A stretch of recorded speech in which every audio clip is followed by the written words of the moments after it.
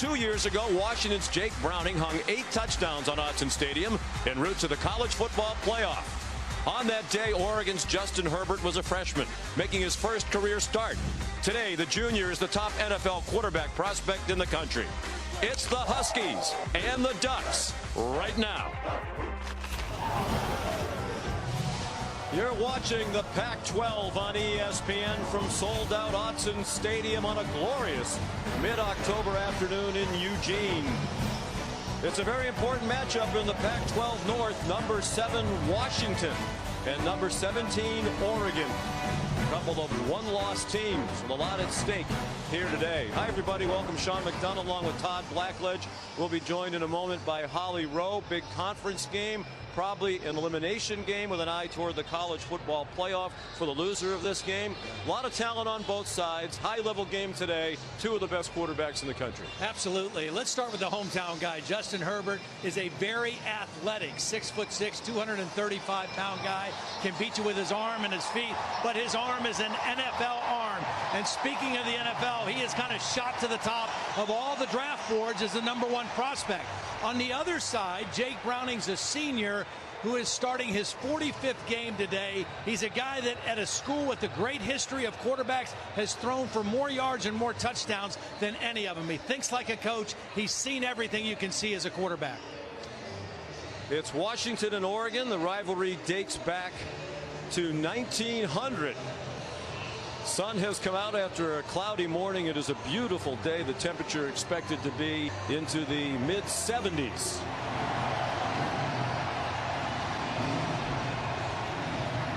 Ducks about to make their way out onto this field and into one of the loudest venues in all of college football.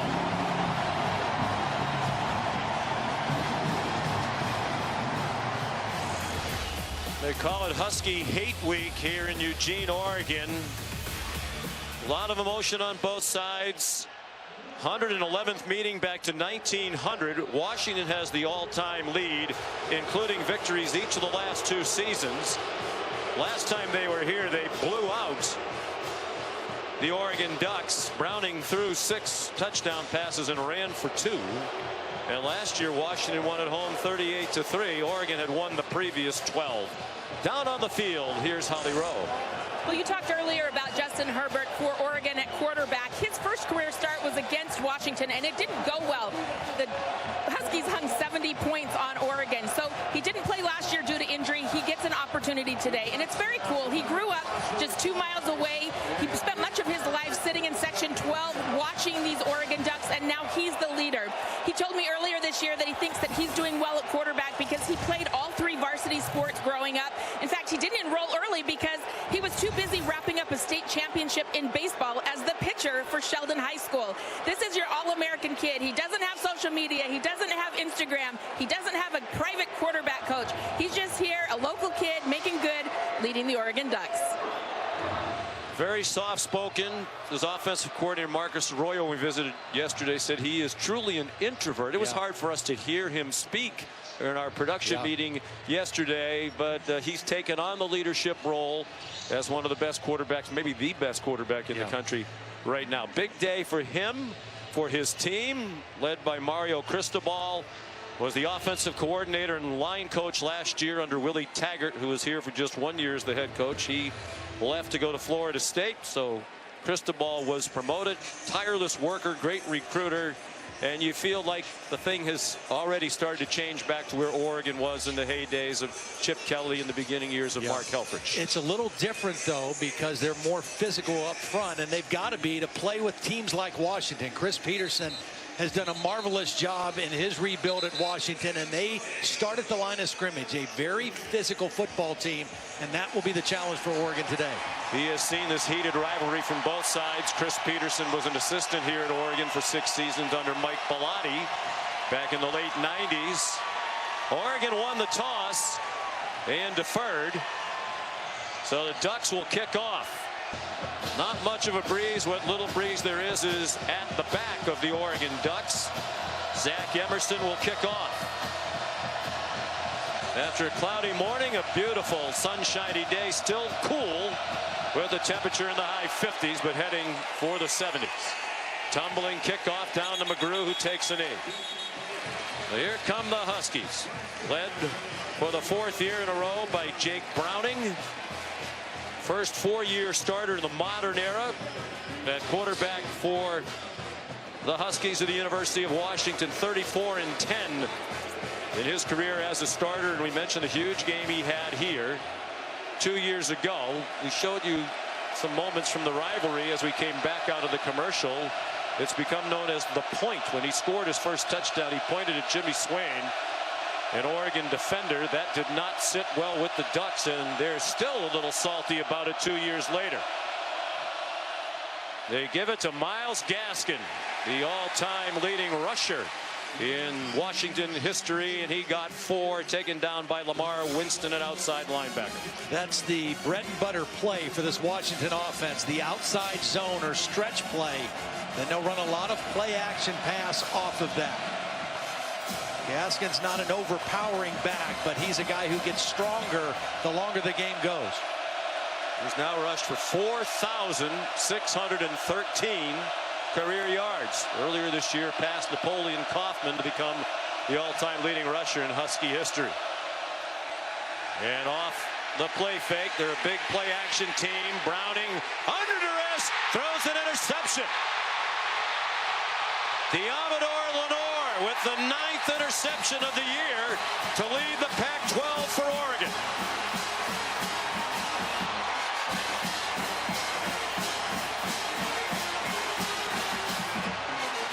It's play action, and it's only a 2-man route with an outlet route. So Jake Browning, when he comes out of the fake, has nowhere to go with the football.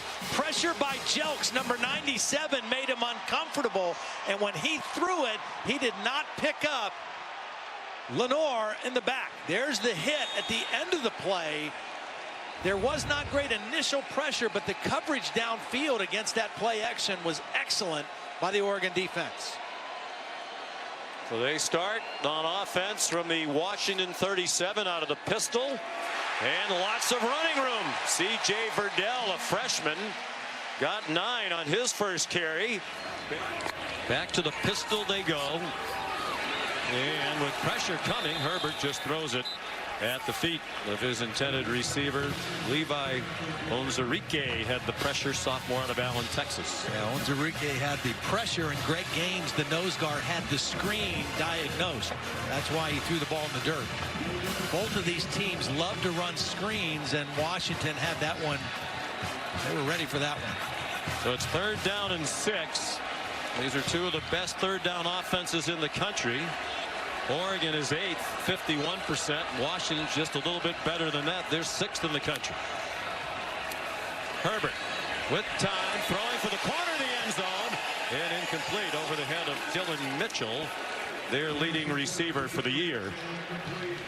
Well, he loves looking at Mitchell, but I think he got locked in on him. If he picks up his tight end, the big tight end coming across the middle is wide open. He's going to look for Mitchell in the end zone, but watch the tight end on 3rd and short. That's an easy first down if he goes there. There's Adam Stack. They've only tried 3 field goals all year. He's tried 2 of them. He's 1 for 2. As a team, they're 1 for 3. High snap, and the kick is good. From 39 yards officially for Stack, who's been battling a hip problem. 3-0 Oregon just underway. Spectacular day here in Central Oregon. The homestanding Ducks leading 3-0. Turned an interception of Jake Browning into a field goal. Sean McGrew back deep again for a Zach Emerson kickoff. First one was a touchback to start the game.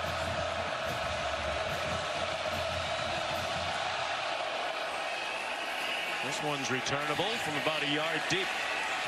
McGrew, former California High School Player of the Year, upended shy of the 20-yard line. Excellent coverage by Brendan Schooler.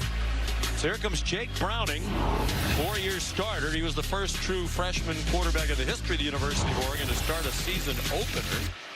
2016, his best year, the Conference Player of the Year, led them to the conference title and the college football playoff semifinal a year ago.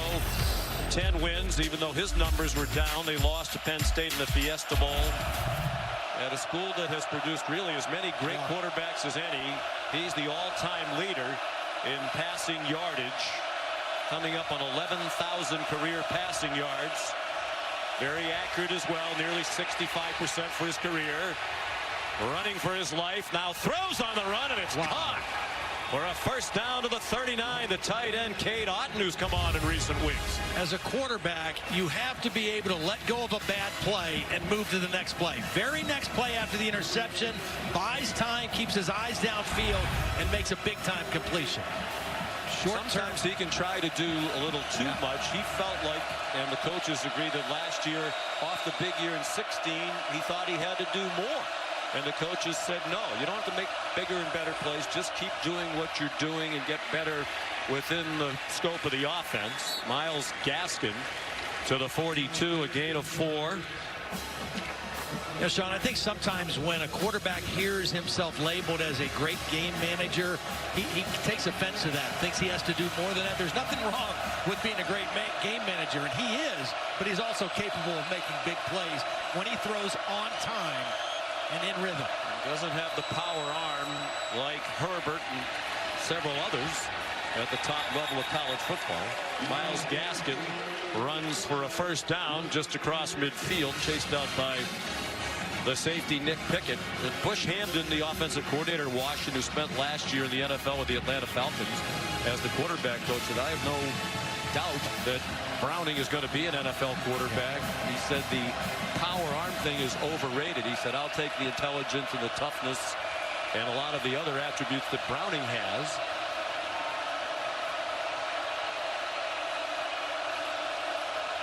Play fake. You see a lot of play action today. Browning checks it down in an incomplete pass. Big hit along the far sideline to break it up. Alana Pello, the linebacker, knocked the ball free. So far, on both of the play action passes, Oregon's defense under Jim Leavitt is very well prepared. They know that when they go play action, they're only sending 2 guys deep down the field. That time there were 4 Oregon defenders against 2 receivers. That's why Browning had to look for an outlet underneath. Leavitt, of course, the longtime head coach at the University of South Florida. They crowd the line of scrimmage, and it's a quick slant by Browning to Ty Jones for a first down. They had the right response to the pressure from Oregon. Yeah, that was an RPO. So the offensive line is blocking run. That holds the linebackers and opens up that throwing lane to the biggest receiver on this Washington squad, Ty Jones, at 6'4", 209 pounds. They're at the Oregon 36. The Ducks leading 3-0. Gaskin sliced down to the 18-yard line. Apello, another tackle for Oregon. This is going to be the real challenge for Oregon's defense, because this is a physical Washington football team. They're physical up front, and they're going to run right at this Oregon defense. The Oregon defense is long and athletic, but they're not an overpowering group. But they really have to have a gut check here against this Washington run game. Sean McGrew, part of that deep running back group, was in the game. A pass to the back of the end zone, and a diving attempt made by Ty Jones.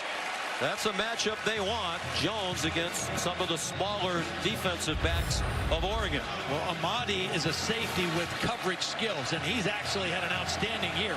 3 interceptions on the season, that time in perfect position. Washington trying to go with the big receiver, throwing it up in the air, but Ahmed in excellent position to cover.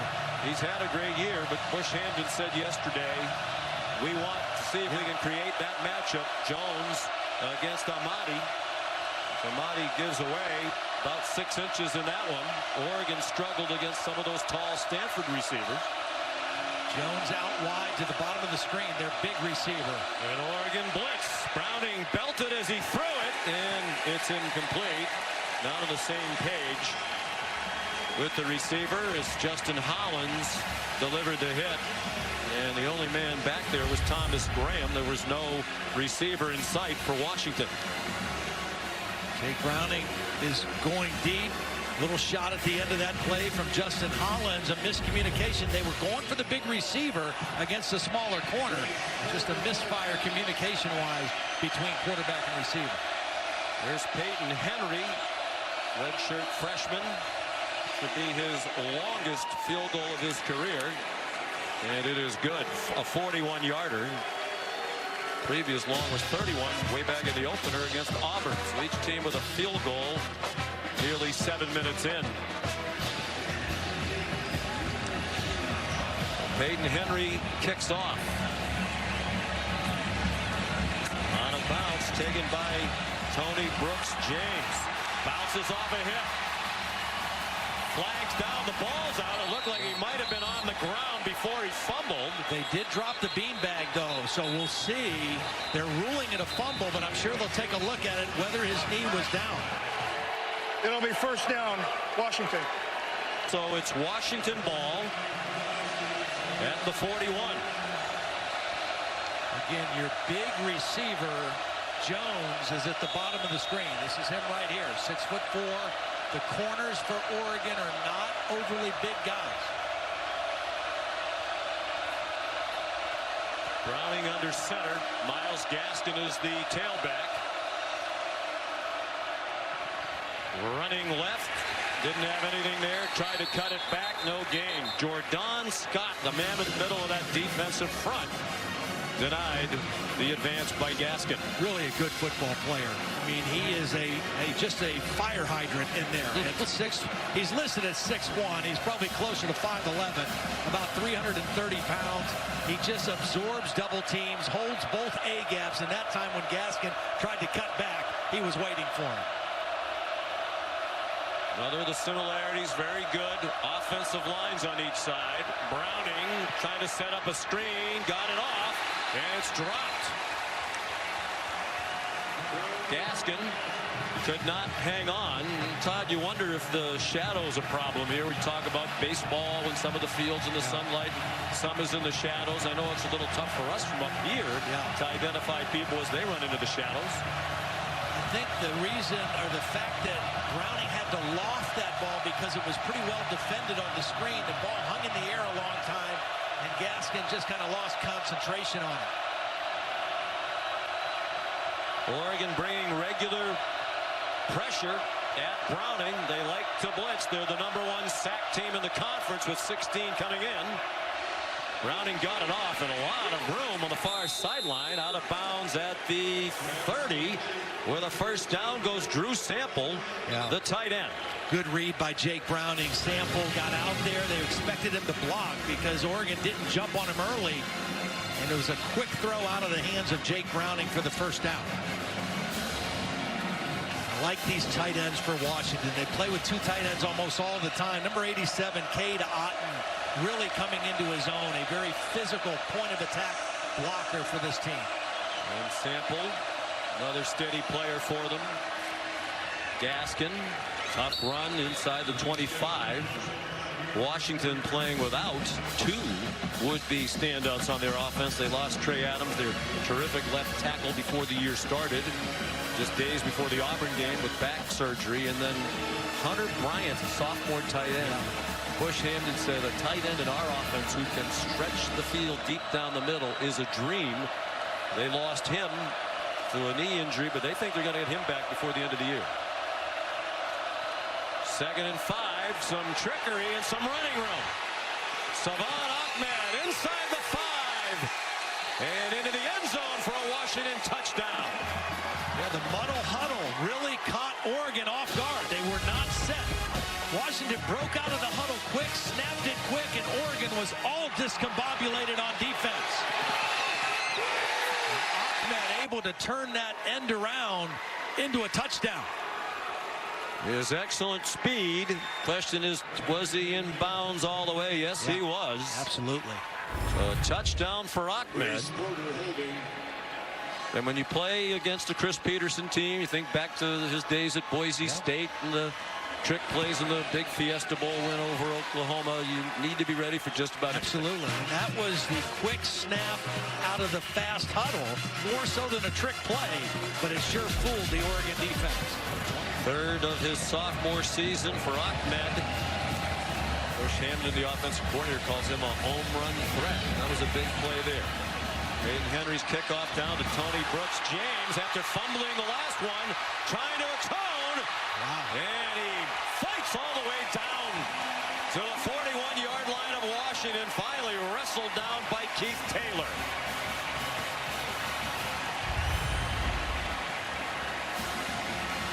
Nice job by Tony Brooks Jones. Short-term memory loss. Forget that fumble and go right back at it again. Protect the football when you feel contact is coming. I think both those kickoffs are low kickoffs. And Tony Brooks James with a nice job getting that ball out into Washington territory. Longest kickoff return of the season for Oregon. Justin Herbert out of the pistol. C.J. Verdell, nice hole. And he's ahead for 6. Second and 4. Under 5.5 to go first quarter. They like the pistol formation at Oregon. And so far, out of it, Herbert's been handing the ball off. That's to C.J. Verdell.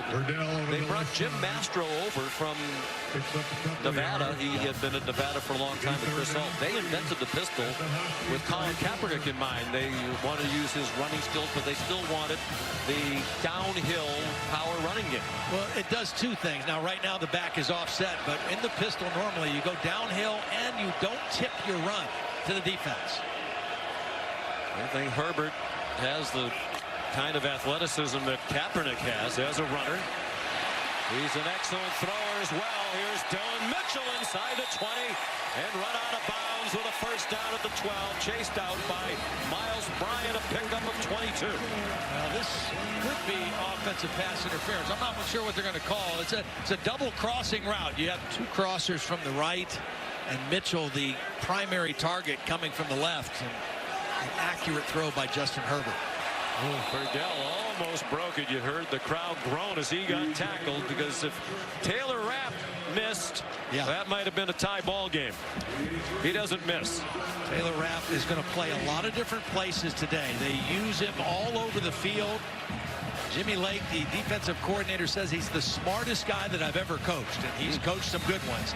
But you'll see number 7 line up in a lot of different places, sometimes as a safety, sometimes in coverage, sometimes like a linebacker up by the line of scrimmage. Rapp, a first-team preseason All-American. Herbert throws it away in the general direction of Dylan Mitchell, but probably closer to his parents. In the crowd here, the Herberts from about 2 miles from here.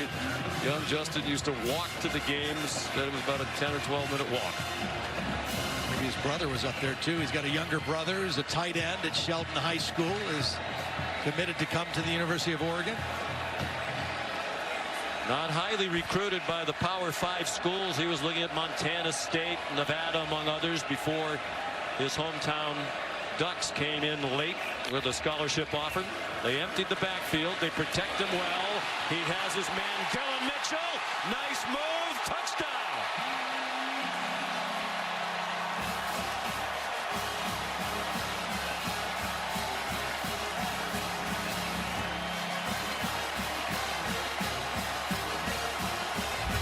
Washington has excellent coverage on everybody except this guy, Mitchell, the number 1 target.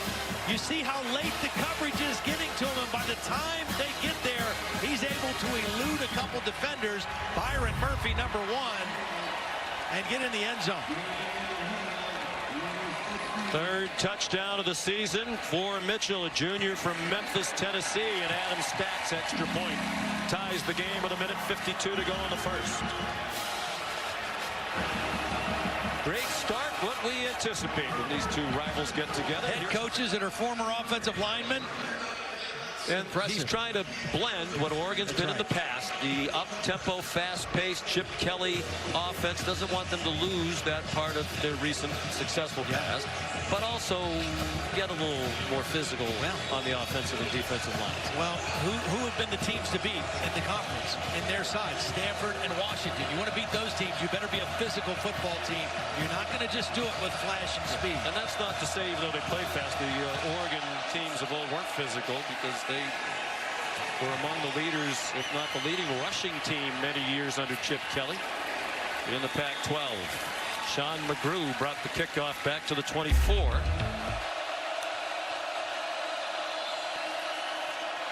Jake Browning throws on first down, incomplete. Did you get all that? I feel like I did a really horrible job there promoting ESPN Plus. I was just looking at the pictures. And that's going to be very interesting. Why wouldn't you get it? Because that 30 for 30, they're all awesome. I didn't rescue it, but I tried like heck there at the very end. 2nd and 10. Browning just 3 out of 9 passing. Been really impressed with the Oregon pass coverage so far. Corners and safeties doing an outstanding job, and enough pressure to make Browning uncomfortable. Miles Gaskin, lots of running room. And he gets wrestled down by Troy Dye. You know, how often, I'm going to say how often, probably never, but the fact that in this game and with Washington, we have the all-time leading passer at a school and the all-time leading rusher. I don't remember unbelievable having done a game where that has happened.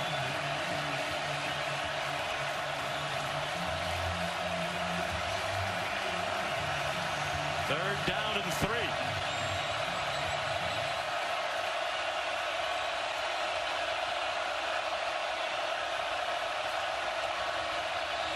This time they don't come after Browning. They manage to force him from the pocket with fewer men coming after him, and he showed his running skill with just enough to get the first down. And this is what he did last week. He carried it 13 times for 50 yards. 5 times on third down, he advanced it for a first down. Doesn't look like much running, but those are good, tough yards. He knew what he needed to get another set of downs, and that's just smart vertical running by the quarterback.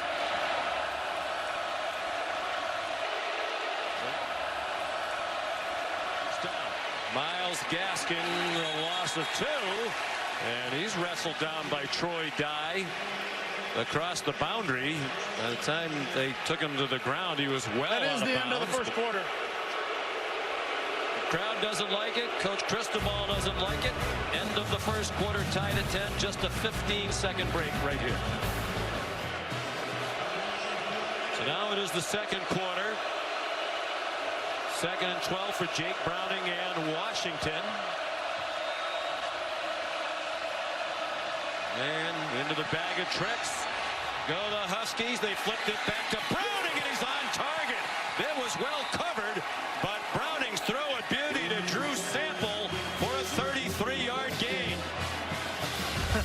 Well, poor Justin Hollins. Watch number 11. He almost makes 3 tackles. 1, 2, 3. He misses all 3. Browning is still able to make a beautiful throw on the run. And that's just a linebacker who's not used to covering downfield like that. Apelu not used to that kind of coverage, and a beautiful throw by Jake Browning.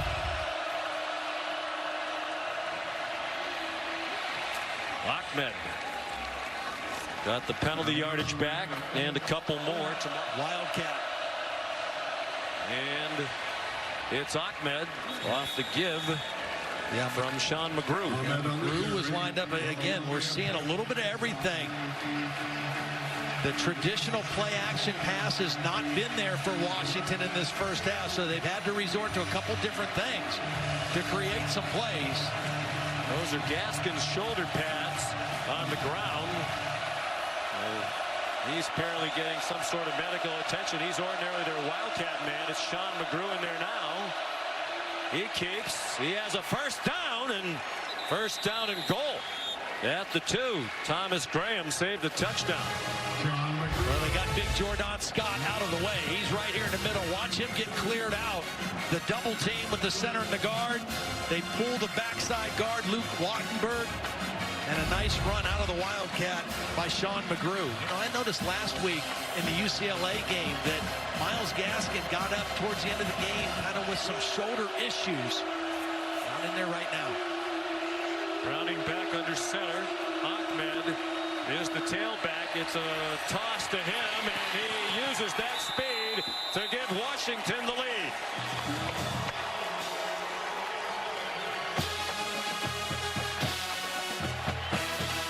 Watch Drew Sample, number 88, the tight end, come in and get a block. He's going to come right into the screen right here and get the key block to send this thing outside.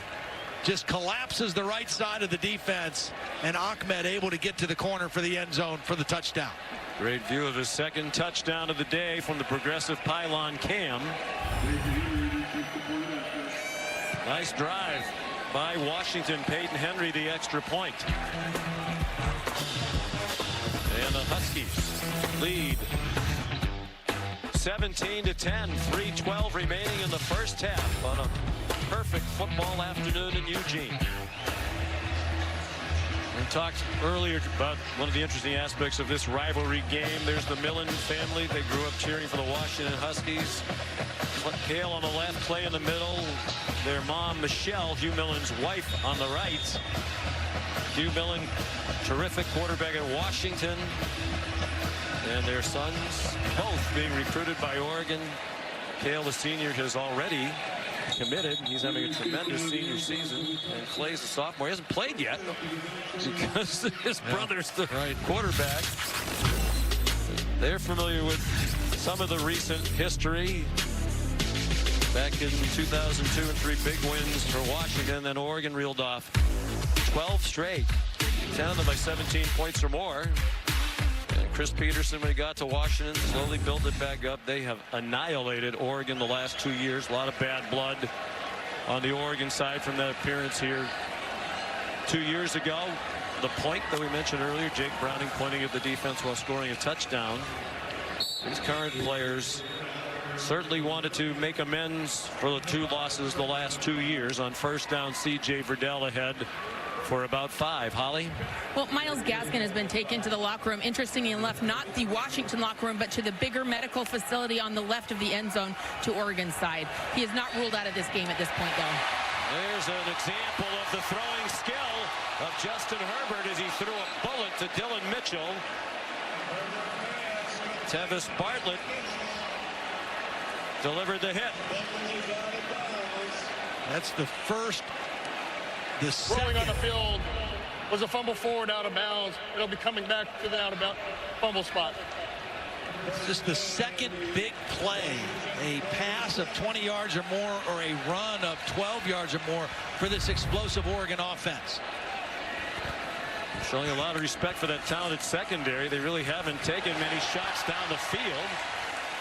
Might have loosened up the defense a little bit. The long pass to set up the quick pop by C.J. Verdell, and he got 9 more. So far, Oregon has run 12 first down plays, and 11 of them have been runs.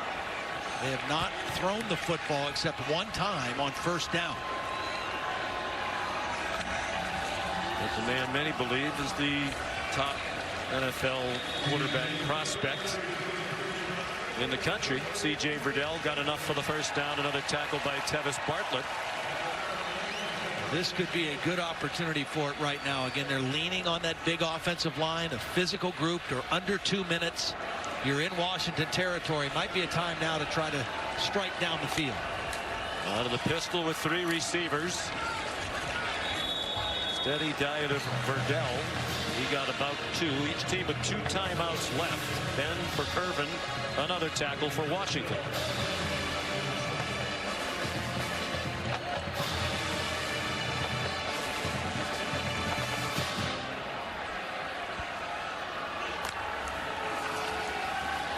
On 2nd and 8, a minute and 20 to go in the half. Herbert to the end zone. Batted away by Byron Murphy. He was looking for Dylan Mitchell. And that ball got there in a hurry. He was looking left, first of all. He's reading the left side of formation. Mitchell is a backside receiver. and he goes to him late and tries to give him a chance, but a really nice recovery by Byron Murphy to get his hand on the football. It was a late read by Herbert and an outstanding play by Byron Murphy. Out of the pistol on 3rd down and 8. Wow, interesting call. They go to the run on 3rd and 8 and very nearly got the first down. They got 7. So it's 4th and about a yard. Ben Burkervin in on his 7th tackle of the half. He's also broken up a pass. Mario was thinking 2-down territory the whole way. 4th down and 1. On the ground, Verdell trying to spin for the line to make. Well, if he got it, it was going to be on second effort because Ben Burkervin, who has made so many plays this year, he reads and reacts so quickly, and he's in the backfield to make the tackle. And that is not a good sign for Oregon. That is their outstanding freshman, Panay Sewell, the left tackle. So they help Sewell off. Their veteran right tackle, Calvin Throckmorton, it appears, is going to move to left tackle. He has. Brady Aiello has come in at right tackle. Jacob Capper's been playing right guard in the absence of Warmack, so a patchwork offensive line. Short pass. Jayon Redd, slot receiver, dragged out of bounds by Miles Bryant. 34 seconds to go in the half. 1 timeout for each team.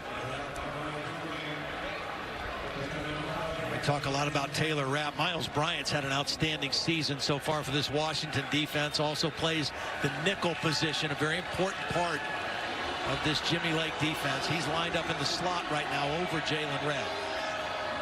10th play of the Oregon drive. Hoping for the tying touchdown. They get the first down.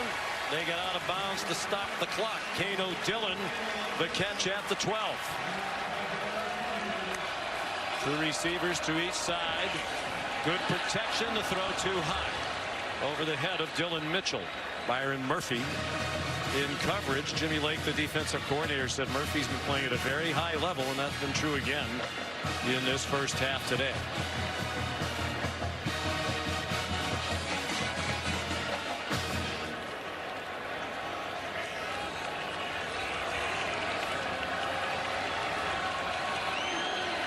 Herbert just 6 for 15 for 81 yards and a touchdown. Gave it off to Verdell. Now they'll have to use that timeout. That running play meant if it didn't pop into the end zone or at least get a first down inside the 2, they were going to have to use the last timeout. Have to have the field goal team ready as well if that's what you're going to do, because you can't clock it. It'll be 4th down. You don't get a first down. Herbert running out of time. He throws a bullet. Was he in bounds? No sign yet. Touchdown, at least for the moment, for Jayon Redd. Rolling on the field was a completed pass for a touchdown.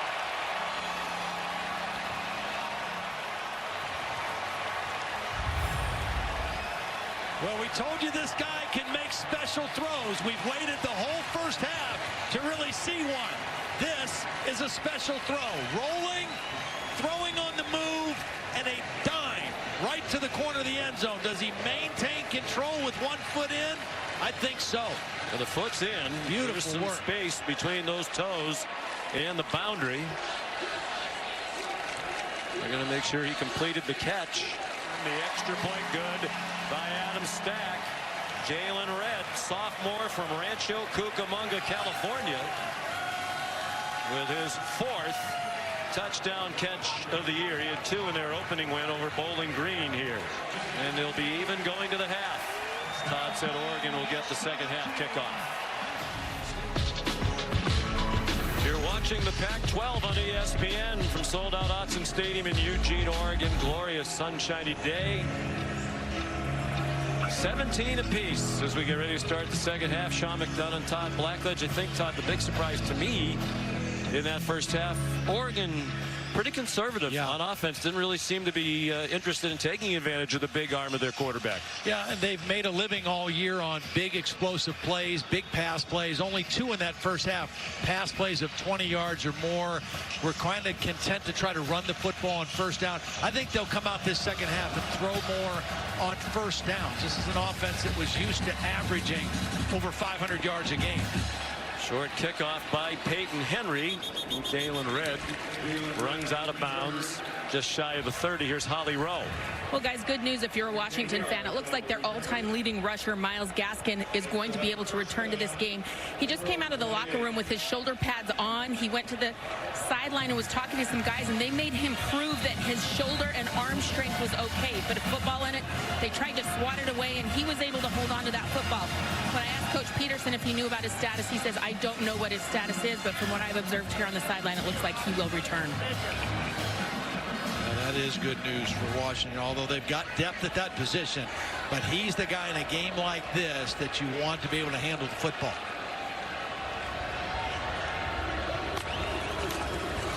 The future is bright at running back with the freshman duo Verdell and Dye.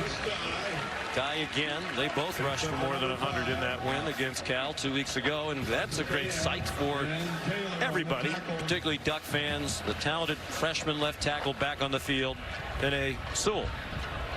They got a nice block on that particular play, so piecing that back together. Still a different right guard, so that means Throckmorton back to his normal right tackle position.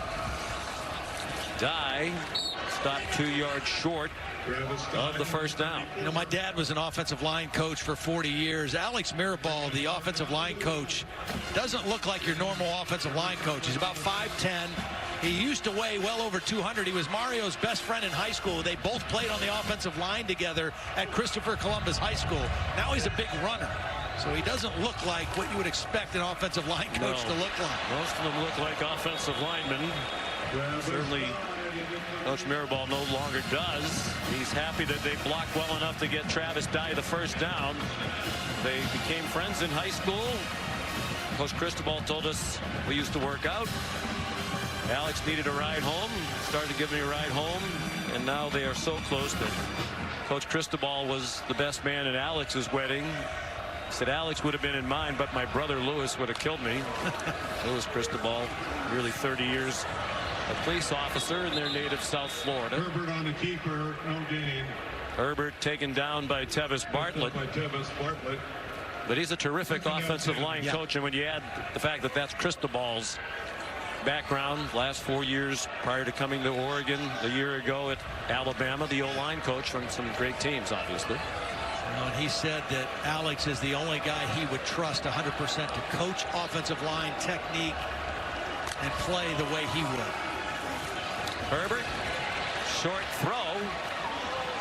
Breland, the tight end, Jacob Breland, battling for everything he can get. JoJo McIntosh wouldn't let him get away. Well, in the middle of your picture in the back row, there's the great John Elway, one of the great quarterbacks of all time, now president of football operations for the Denver Broncos.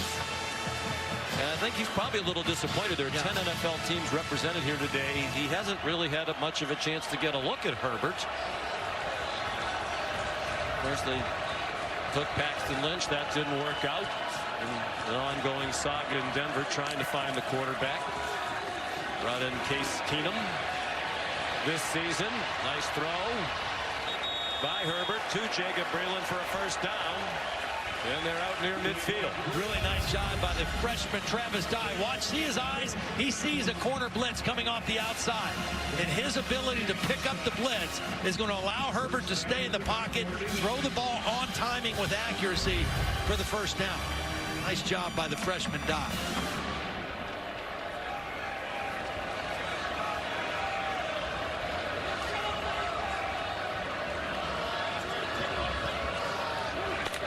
Minutes to go, third quarter. Washington and Oregon tied at 17. Herbert, a strike. Flag down, catch made, 30-yard line. Dylan Mitchell. Flag thrown to the middle of the field. I think the flag was a hold on Mitchell. Mitchell was running an inside and then out route, and I think he got held, but was still able to break free and make the catch. Prior to the pass, holding on an eligible receiver, defense number 9. That penalty is declined. Result of the play, first down. Take a look at the route now. This is Mitchell right here in the slot. As he runs inside, he's going to get held right there. He gets away from it and is still able to make the catch. Again, Herbert, that's where he's looking first and foremost with the football. They announced number 9, but it was 5 Miles Bryant who grabbed a hold of him. Travis Dye, who is the younger brother of Troy Dye, Oregon's leading tackler. He got 3. Brought down by Rapp and Clark. Nice drive going right here now by the Oregon offense. They're not running tempo. Again, that, you know, when Chip Kelly was here, a big part of what they were was just going as fast as they possibly could. They still have fast players, but they don't play with the same kind of tempo.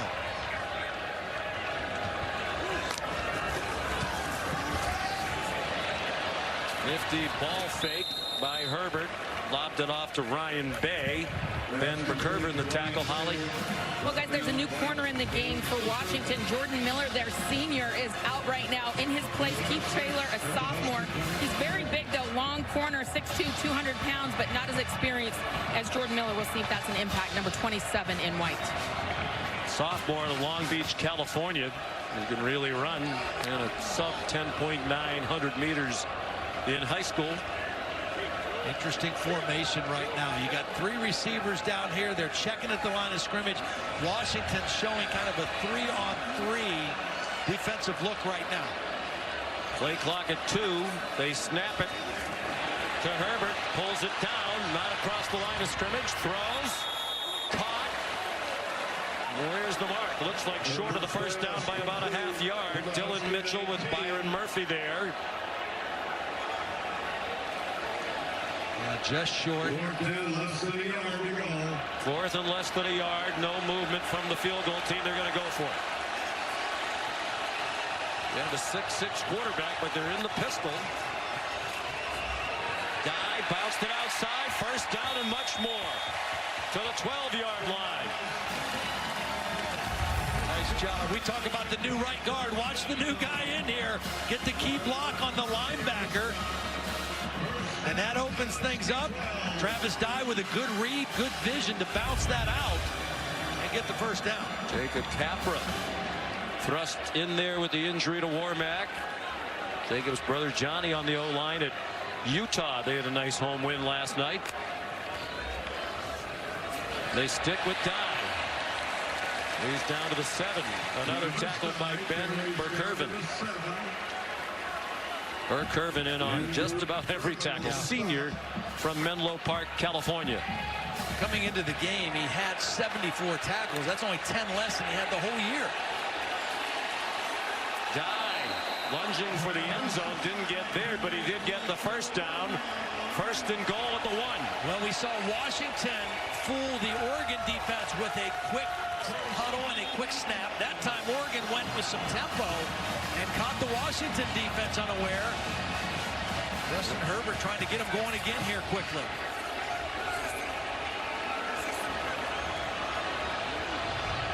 First and goal from the 1. Oregon trying to recapture the lead. They put Verdell back in. Touchdown.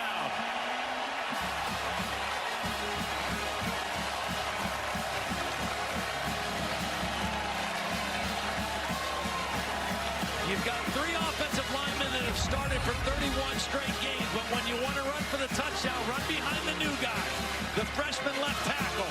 That's where they took the football, and Verdell was able to get that ball across the plane for a go-ahead score.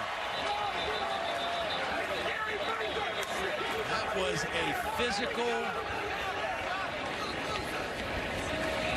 Adam Stack makes it a 7-point lead with just under 6 minutes to go in the 3rd quarter.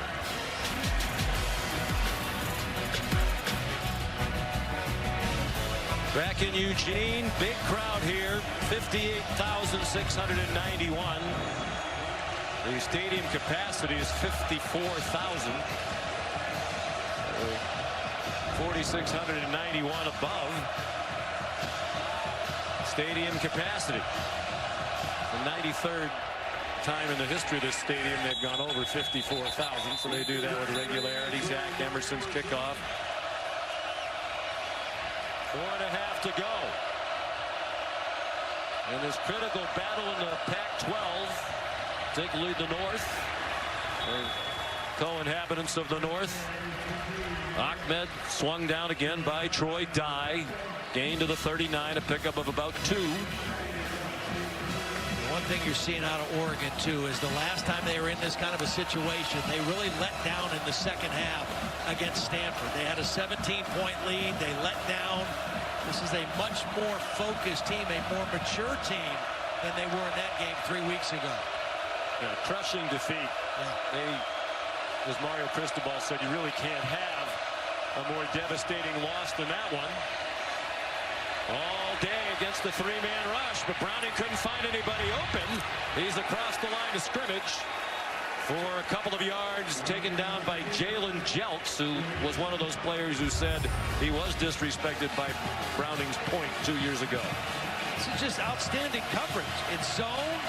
They've got everybody locked up, and there's nowhere for Jake Browning to go with the football. They're not blitzing, but he's not able to throw anywhere on time to open receivers. Well, he converted 3rd and 5. This one a little tougher. 3rd down and 6. 3 minutes to go in the third quarter. Huskies from their own 41 down by a touchdown. Again, lots of time. Man open. First down, Cade Otton into duck territory. He lowered his head and got to the 43, where he was met by Nick Pickett and Troy Don. Otton does a great job. He's going to find a little soft spot right in here. He's going to be coming from the left of your screen. The early tight end Sample's going to keep crossing. Oregon. And then Otton's going to sit right in the middle of the formation, show his numbers to the quarterback, and Jake Browning able to hit him for the first down. Nice design and execution by those two tight ends running the crossing routes. 16-yard gain. Second catch of the day for Otton. Again, time now running out of time. Browning throws on the run, deep throw, and a touchdown. Ty Jones the catch. And Jake Browning says, people want to question my arm strength. How about that throw? Moving to the right, throwing back to the left. Unbelievable throw. Watch him leave the pocket, but not leave his eyes from downfield. He gets help to get him out of the pocket. And then the big receiver, he bodies up the smaller cornerback. He just shields him away from the football and is able to make the catch. Excellent job by Ty Jones making that catch, using that big body on the throw from Browning. Now they need the extra point from Peyton Henry to tie it up with 2.5 to go in the third. It's 24 all. Boy, what a drive by Jake Browning. He converts the third down on a throw across his body, and then this one deep down the field. Watch Ty Jones, 6'4". He turns his man around, then he just has him. Thomas Graham, he has him behind him. Thomas Graham has no idea where the ball is because he's just trying to scramble to get back into coverage, and Jake Browning hits him for the touchdown. The breeze has picked up. You would expect that this kickoff would be returnable. Peyton Henry kicks off and pops it up in the air to the near side. And Oregon's going to have excellent field position. And again, Penei Sewell is not back in the ball game, so that means Throckmorton is back over at the left tackle spot instead of right. There's Sewell on the sideline, so a different left tackle, different right guard. The good news is he is on the sideline. Doesn't appear to be in considerable pain. And you would think if it was a serious leg injury, for example, Todd, he wouldn't be on his feet. Right. Travis Dye, the ball carrier again, for a gain of 1.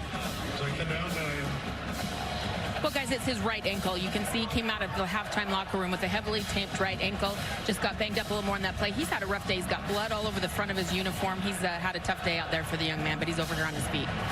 The right ankle injury came when the body got rolled up on. He couldn't get that right foot out from the pile. Tried to go on it, and obviously not feeling 100%.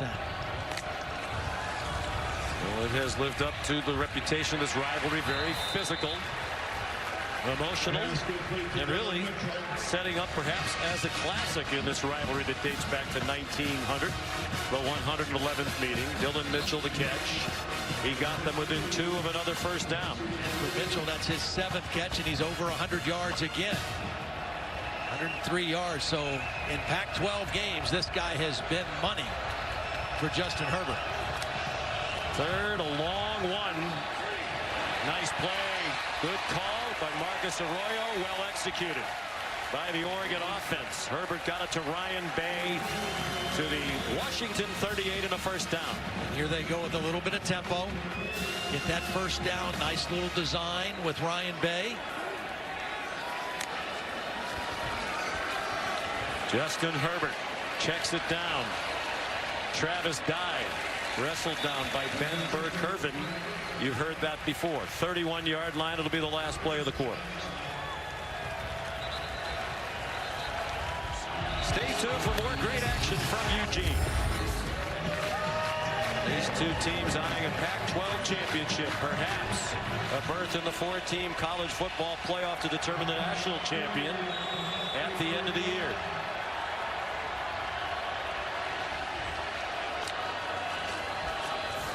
Second and 9. Freshman Dye again.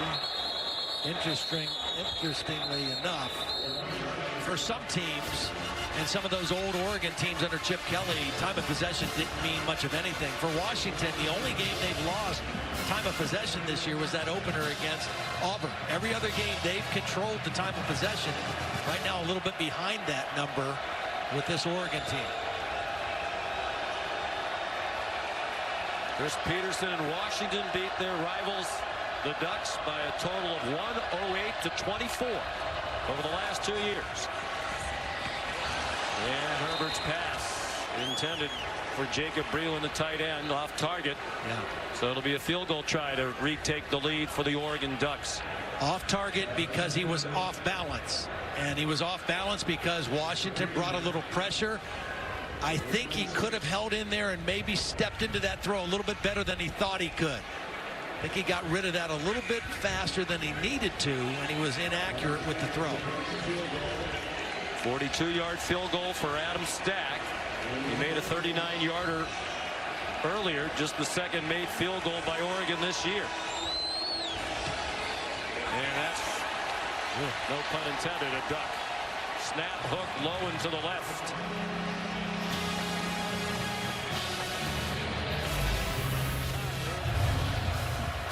Washington and Oregon tied at 24. 13-19 to go here in Eugene, Oregon. Jake Browning looking for career win number 35 as starting quarterback in Washington. Dangerous throw. It wound up in the hands of Sean McGrew. And look at him go all the way into Oregon territory. It's a screen that he has to loft, and Justin Hollins, number 11, almost intercepts it. Watch, he has to put touch over to get it over the lineman's head, and that is so dangerous. Justin Hollins could have had an interception. Instead, Washington gets a big play. Miles Gaskin in. Ahmed injured prior to the break, and it was a strange injury, Todd. Just looked like Ahmed out in space, bouncing around with nobody around him, turned his own ankle. And I'll tell you what, Miles Gaskin doesn't look 100% with his right arm either. Here he is over here on the left, and there's no one around him. He's just kind of bouncing. You can see that his right knee kind of hyperextended on that bounce. It's Sean McGrew in at running back. Sophomore from the Los Angeles area. A great high school career. Rushed from almost 5,800 yards in high school and 9 yards per carry. And Bush Hamden said one of the strengths of our team is our depth of our running back position. You can see, I don't think Miles Gaskin's right arm or shoulder is 100%. Obviously, Ahmed was helped off the field, but they've got Kamari Pleasant and the guy who's in there right now, Sean McGrew, as backups that they might have to lean on here in the fourth quarter of this football game. Here's a big 3rd down and 3. They're in field goal range with the win, but their field goal situation hasn't been rock solid either. They line up Gaskin as a wildcat. McGrew passed in front of him. Gaskin on 3rd and 3. Extends the ball dangerously. It comes out. They've blown the play dead. A yard short of the line to make. And now Chris Peterson with a decision to make. It would be about a 43-yard field goal from here. Willing on the field that the runner was down. So dangerous reaching that ball out for extra yardage. Of course, that was the play that ended their chance to seal the Stanford game a couple weeks ago with Oregon. Fourth down, I think out of the range of the field goal. Yeah. Well, I think they're in range, but it's been an iffy proposition kicking field goals. Well, I think you want the ball in your quarterback's hands here. Jake Browning, this is his 45th career start. The play clock is already down to 12. Okay, they go with the quick huddle again. Yeah, they started the line, stopped, they quick huddle, they lose the ball. They might have fooled themselves. So here's the deal. Jordan Scott anticipated quarterback sneak.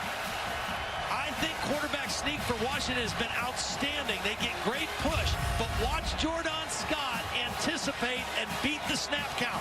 He's going to be off the ball before the center makes a clean snap. It doesn't get handled, and because he read the play and anticipated, he blew that play up, and Washington is stopped on fourth down. Their quarterback sneak play has been so effective because they get a great push with the wedge. Jordan Scott knew it, read it, and stuffed it.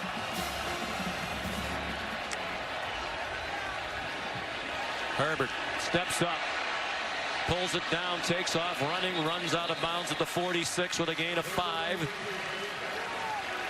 JoJo McIntosh, the safety, chased him to the sideline. Mr. Elway has to be impressed by some of these rockets that Herbert has unleashed.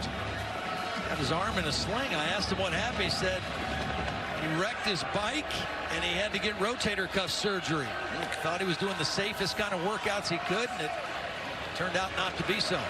No golf for a while for the avid golfer John Elway. C.J. Verdell, the ball carrier, to the 48. Big third down and 3 as we approach 8 minutes to go in a tie game with major implications within the Pac-12 and on the national championship picture as well. Coming into the game, Oregon best in the Pac-12 at third down conversions, over 50%.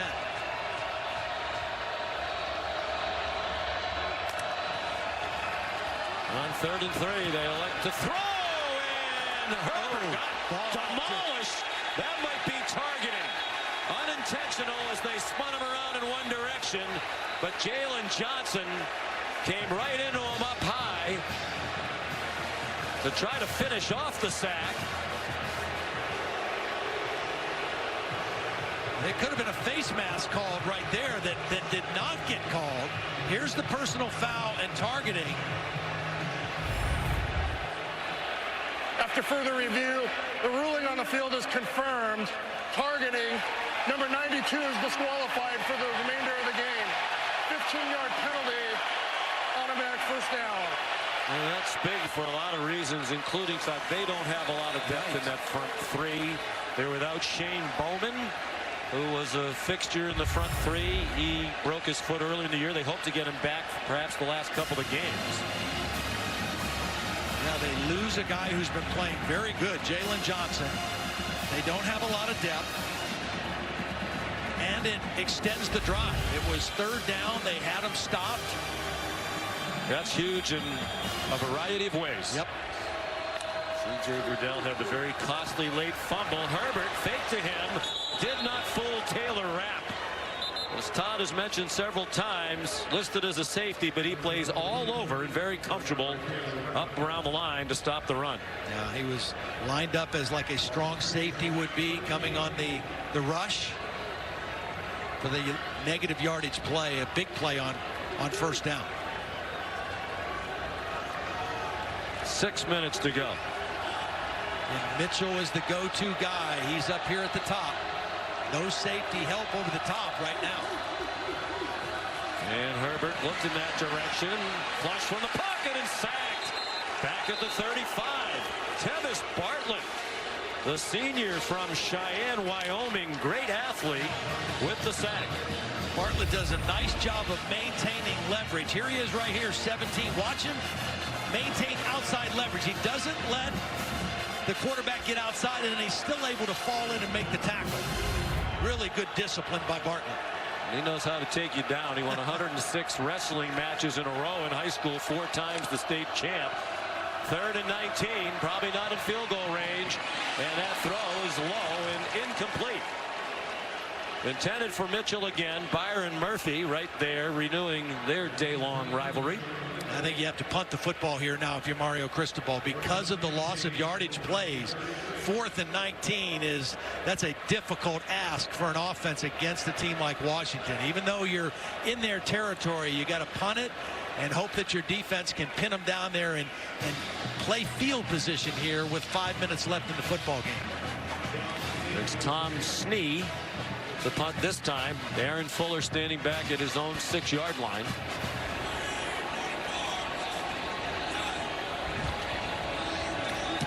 He does kick it. They make a fair catch. Does Aaron Fuller near the 7-yard line. 30-yard punt.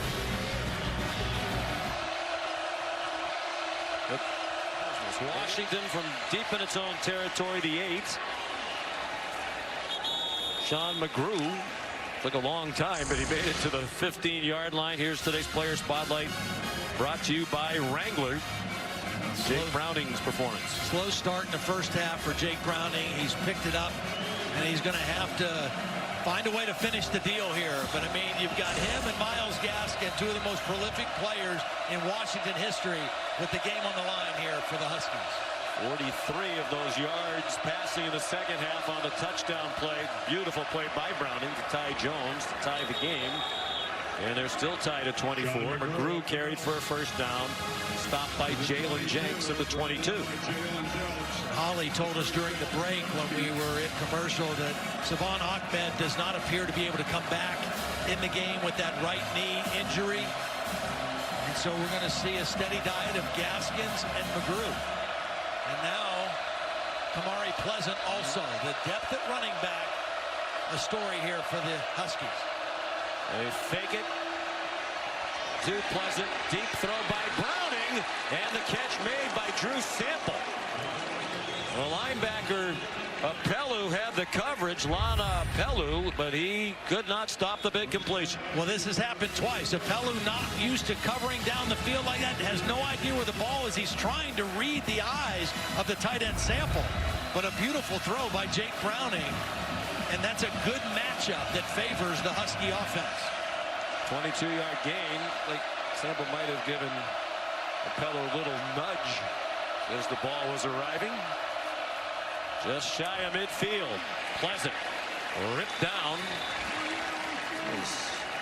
An aggressive tackle. Austin Falu, the play for Oregon. Okay, so this tells me right now that Myles Gaskin is not 100% because he's not on the field right now. They're alternating between Pleasant and McGrew. For their 3rd and 4th string running back. So your main guy is not 100%. That's why he's not on the field right now at the critical time of the ball game. Under 3 minutes to go. They bring pressure on Browning. He ducks away from it. Throws on the run. Diving catch made at the 39-yard line of Oregon. Andre Bacella makes his presence felt. They mark it at the 40. First down. First of all, McGrew does a nice job picking up the blitz from the outside, and then Browning does the rest. When he scrambles, he never loses sight down the field, and that enables him to pick up Fuller or Bocelli for the first down. Bocelli's first catch of the day. Good for 14 yards. Pleasant rips through a hole on the right side. 33-yard line.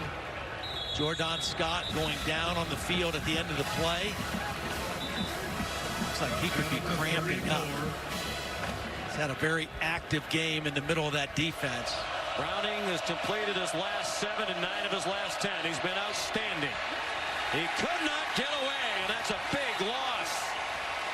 Isaac Slade, Matutia made the tackle. Excellent play by Matutia. Browning looked like he might be able to get free for the first down. Instead, it brings up 3rd down and 7. Peyton Henry's long kick in high school was 52. That's about where it would be from here, maybe 53. As long as a college kicker in his first season this year's 41. That came earlier today. 3rd down 7. Lots of time. Has his man. Does not have the first down. Aaron Fuller driven back. And one of the teams is using a timeout. I think it was Oregon that called timeout. Saw Mario Cristobal out onto the field. I think he feels like if they kick a field goal here, Oregon to take the lead, or Washington to take the lead, Oregon would need some time. The first of the half. 30 seconds in length. Clock operator, please put the game clock to 1:12. 1:12. I think that's a good decision on his part. Now, they may not try the field goal, but Washington has enough time either way, Todd, with the 3 timeouts in this field position to score, whether it's a touchdown or a field goal. The lack of time is more likely to be a problem for Oregon in this situation. One of the plays of the season for these two teams. 4th and 3 with 1:12 to go in a tie game. Jordan Scott back in there. Browning got it off. McGrew looks like he has the first down. Wow. He does. Big time throw by a big time quarterback. Jake Browning delivers it on time. This is a long throw. He's on the right hash, throwing to the left sideline. Throws it on time to McGrew. And they get the first down. Big time play. Yep. Good tackle by Slade.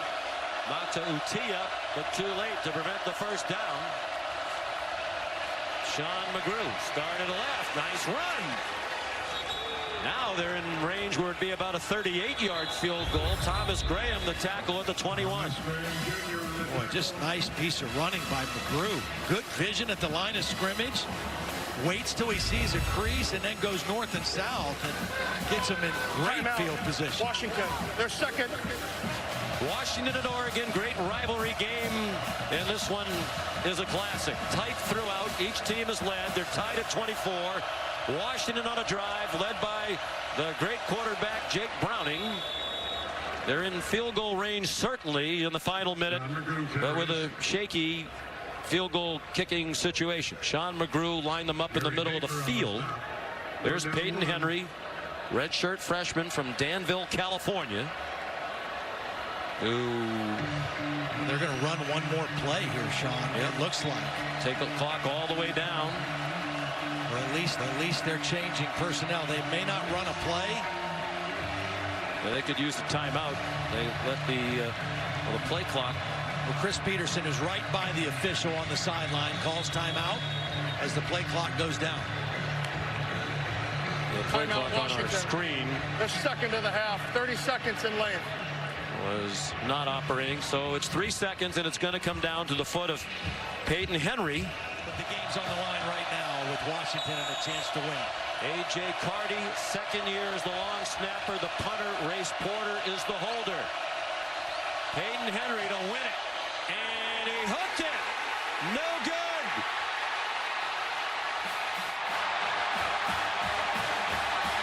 That is the end of regulation.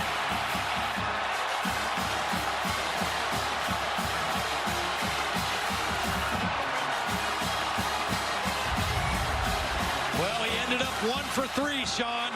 The one that counted barely outside that right upright. And Mario Cristobal's Oregon Ducks team gets to go to overtime again.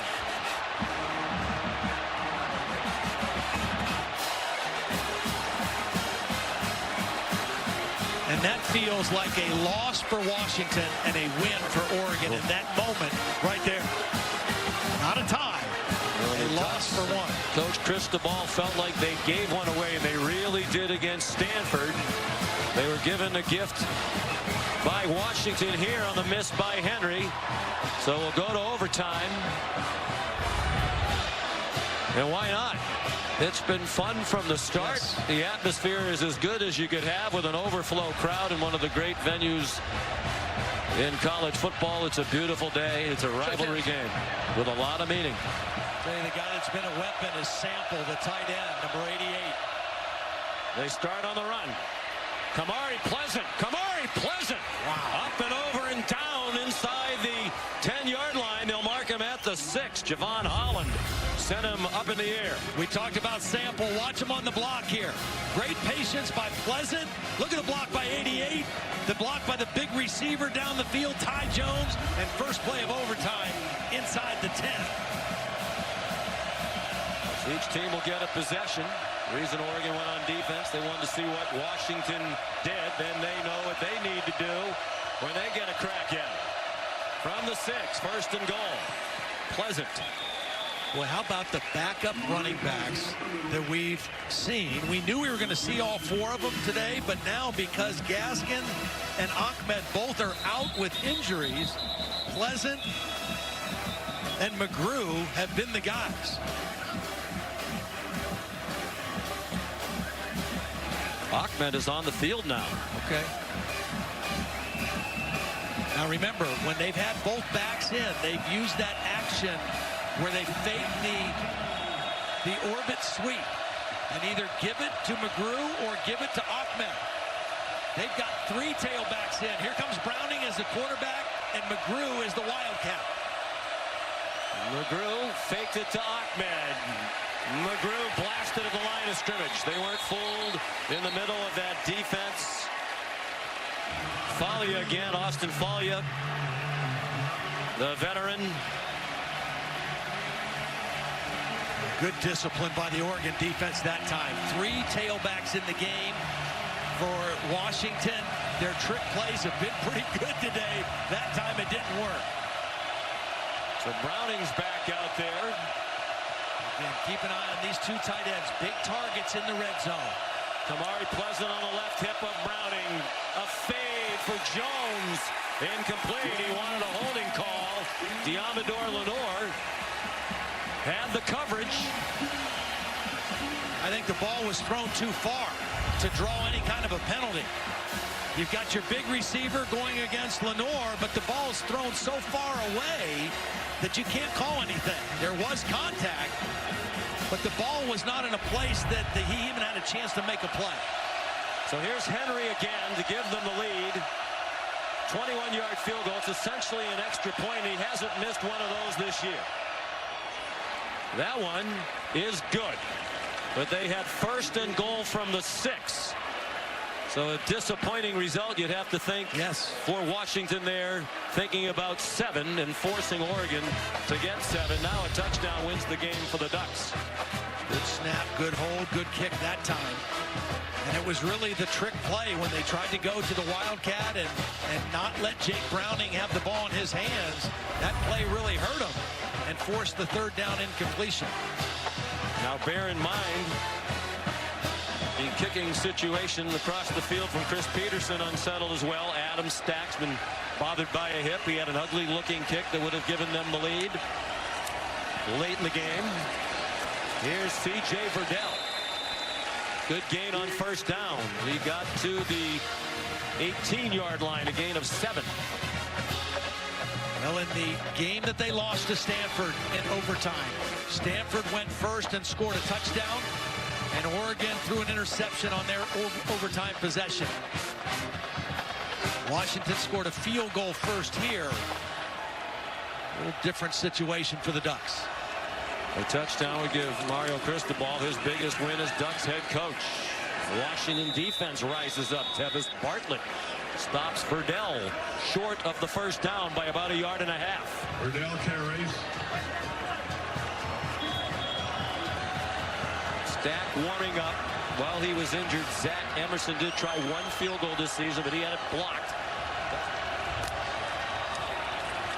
Herbert in the pocket, throws, caught, first down. Dylan Mitchell spins inside the 10-yard line. Did a great job working on Miles Bryant. Miles Bryant is covering him. It's to the top of the screen. Herbert's looking at Mitchell the whole way. He gets separation from Miles Bryant, and Herbert puts the ball right on him. Here's the route. Watch him turn him around, get separation.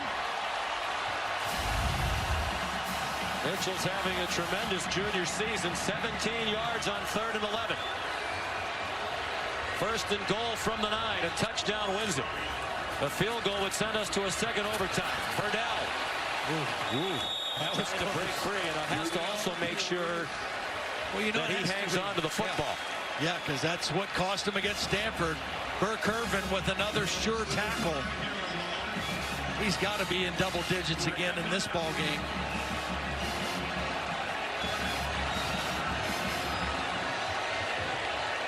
Remember, Justin Herbert can run the football too. He pulls it away from the runner. He surveys the scene. He's running out of time. He throws! Incomplete in the back of the end zone for Dylan Mitchell. And that's one where Justin Herbert is saying, look, I'm going to throw this thing high. I'm going to give you a chance. If you don't get it, it's going to be a safe throw away, and we'll play third down. The Oregon defense rose up after first and goal for Washington from the 6. Can Washington's defense do the same, led by Ben Burke-Irvin, who has 19 tackles today? I tell you, if I'm Washington, I'm rolling my coverage to Mitchell. I'm not letting him have single coverage down here on the bottom. Mitchell goes in motion. They hand it off straight in for a touchdown. C.J. Verdell wins the game for Oregon.